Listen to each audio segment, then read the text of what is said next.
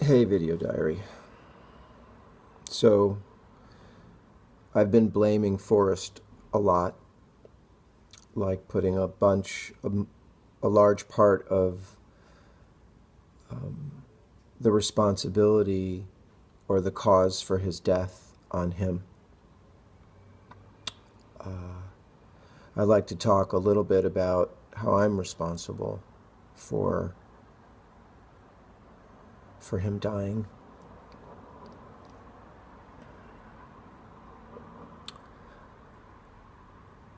Without getting, running my whole life history, I met his mom at a time where I was barely together myself.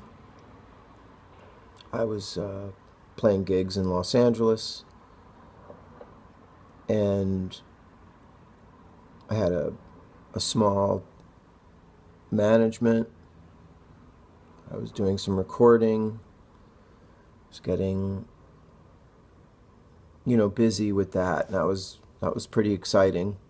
And I had a group in New York, in San Francisco. And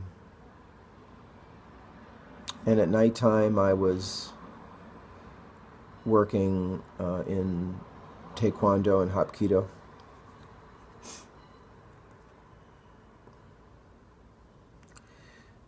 And I worked during the day. Not always efficiently, not well. I quit many jobs. I cared more about music and martial arts than I did about paying my rent sometimes. And I'd scramble and get some work. And that was also kind of part of the issue, is that I didn't really have bona fide credentials. Not that you need them for everything, but certainly a lot of things. I could drag garbage cans full of debris around, and I could learn how to be a better carpenter, construction worker, or painter. But we had gigs and rehearsals, and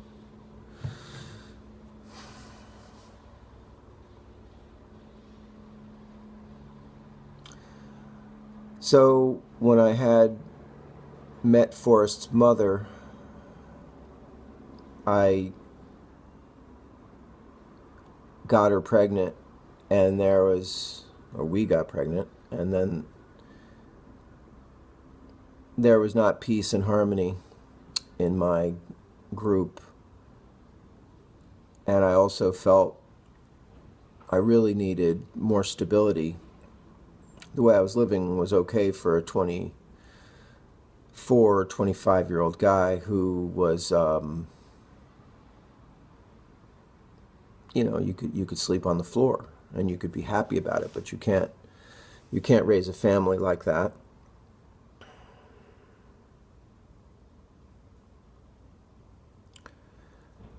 And I was really scared. I was not confident, let's say, in the future. But I felt I had to do it. So I moved back to New York and tried to make a go of things. And I screwed a lot of things up. But one of the main points that made my life difficult was not having easily marketable skills. I had some skills that I could market, but that's different than having something that, let's say, society or communities actually really need. Or that they will only hire you if they can trust your credentials or your training, and that training is borne out by some sort of degree, and it shows that you did it and you're not just talking. I didn't have anything like that. I tried college a couple of times in my early 20s and was just so, I was really a basket case from my father's death. Still, I just had not, righted my internal place, and it just took time. I knew I wanted to play music, but I just couldn't imagine sitting in a classroom, being confined after being confined for so many years. I got in a van, I drove as far away from point A that I could get. So I'm just saying I had a bunch of, psychological conditions going on at the same time. So I regret not having pulled my life together or figured out myself, or let's just say waited until those things were more in place before I subjected children to have to witness my trying to get it together, and this was true also of my wife at the time. No marketable,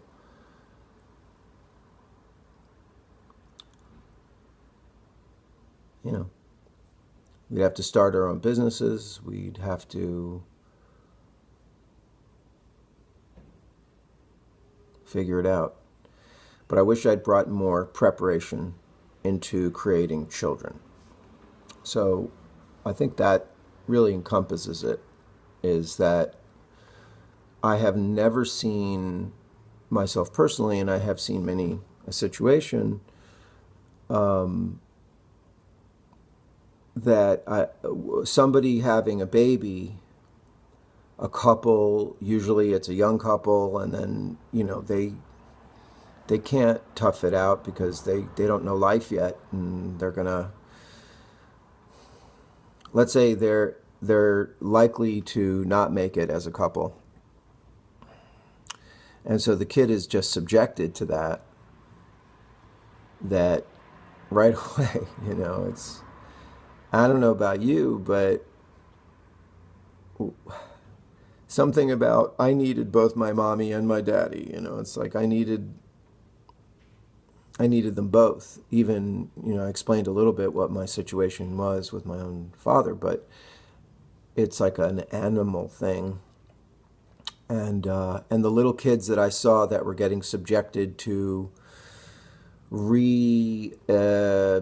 definitions of who's your daddy. This is mommy's boyfriend. Your daddy is this guy. It's just, I saw what it did to those children. It damaged their psyche. They were just, their emotional instrument was just very heavily damaged. And I'm responsible for doing that to my kids, because I did that. And I went along with it in other situations. I did finally come to ground on this issue and realize that we're honored to have our kids, you can't subject them to your growth, your growing pains, you know, without limits.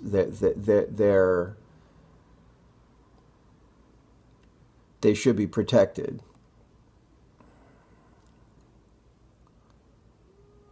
My kids told me that they didn't even know I smoked cigarettes. I smoked for years, battling it back and forth, dropping them, picking them up, pulling cigarettes out of ashtrays, bumming cigarettes, which is the nastiest thing to do, buying a pack, throwing them out. They didn't even know I smoked. I couldn't believe it. But I did try to consciously, just not be a full-on douchebag in front of them.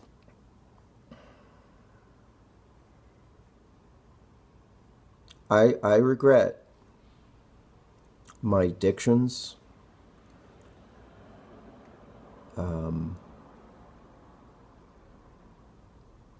Because they really underpinned my behavior. And my resentment towards their mother, my acrimonious breakup and continuing power struggle. They don't deserve that.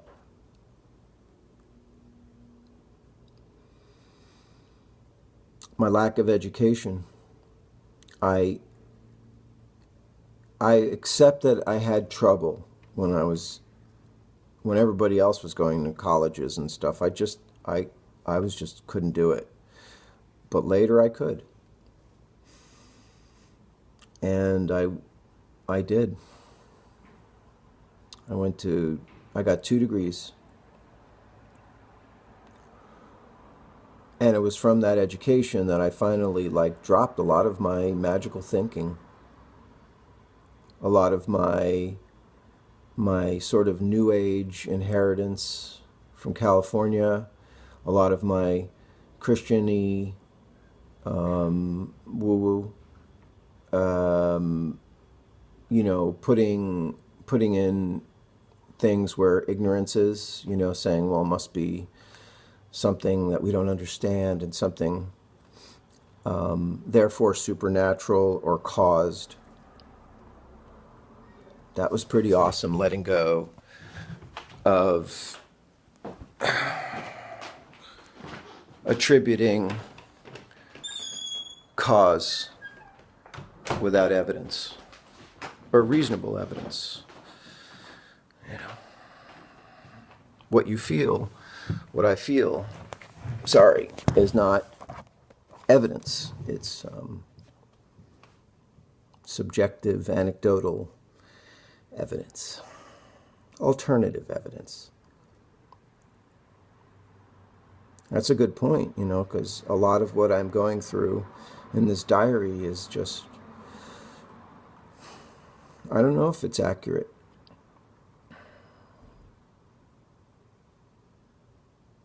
It's certainly subjective.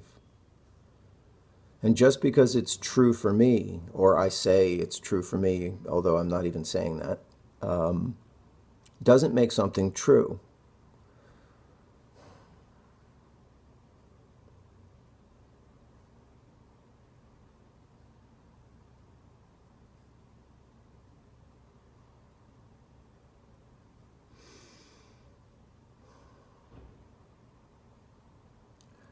At the time Forrest was picking up drugs, I was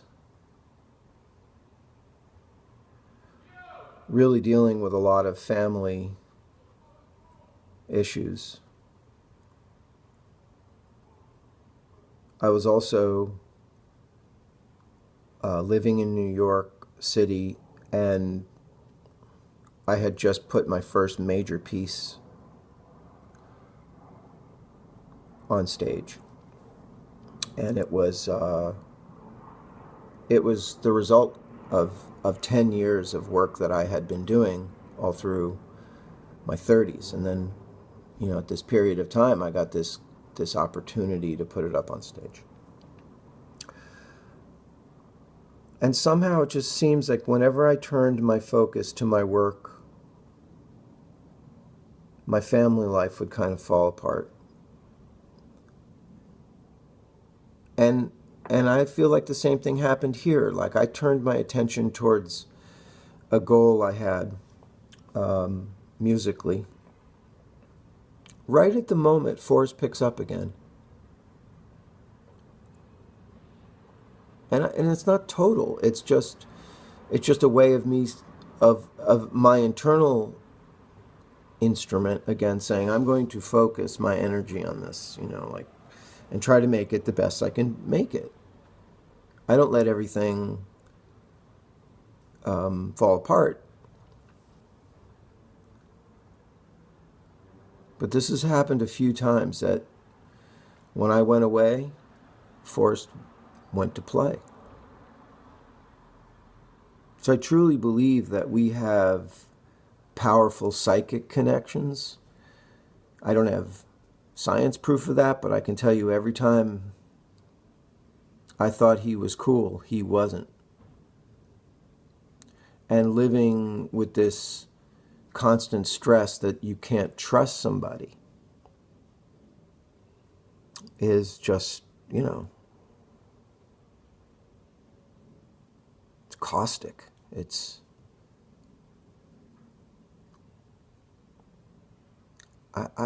probably true that I just felt for the last 10 years, I just ultimately, I couldn't, I never felt I could trust Forrest until just this last period where I felt like, man, he's amazing. He's pulled it together. We had 10 years of solid love where I wasn't a mess. I had a job, we had insurance. I was balancing creative with responsibility, financial.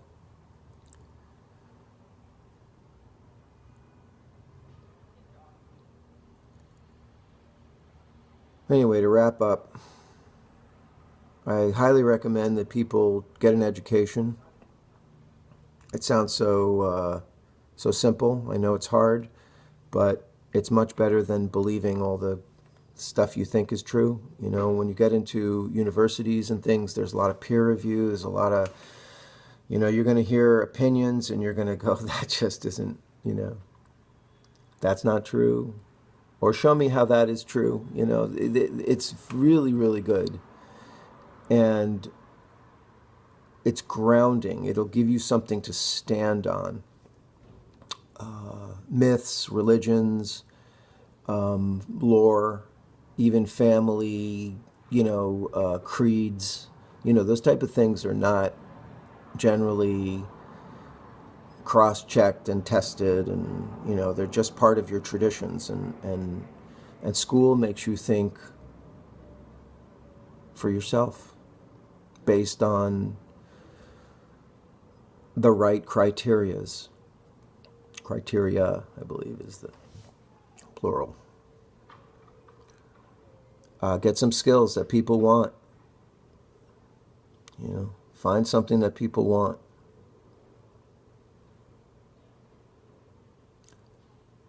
Become really good at what you say you're really good at.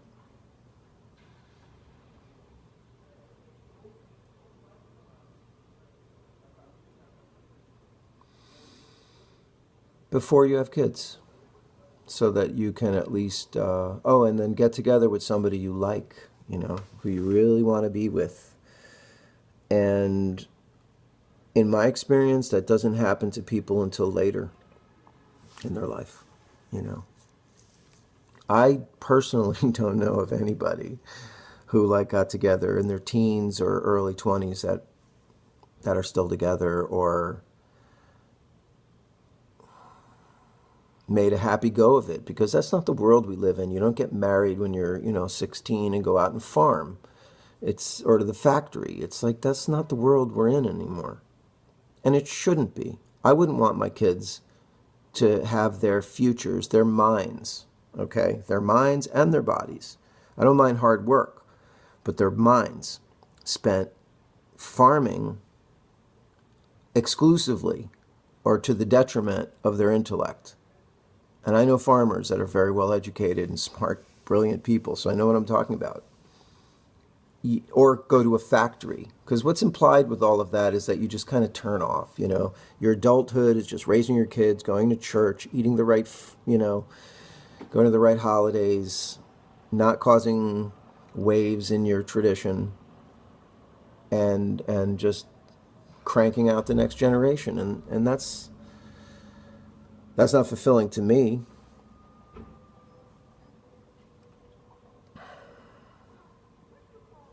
We had 10 good, loving years.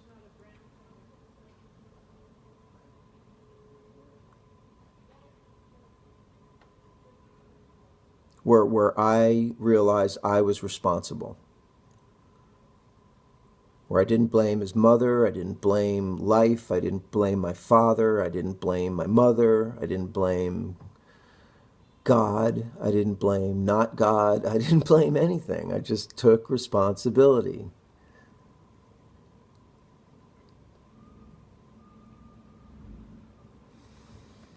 It's the only thing that works. I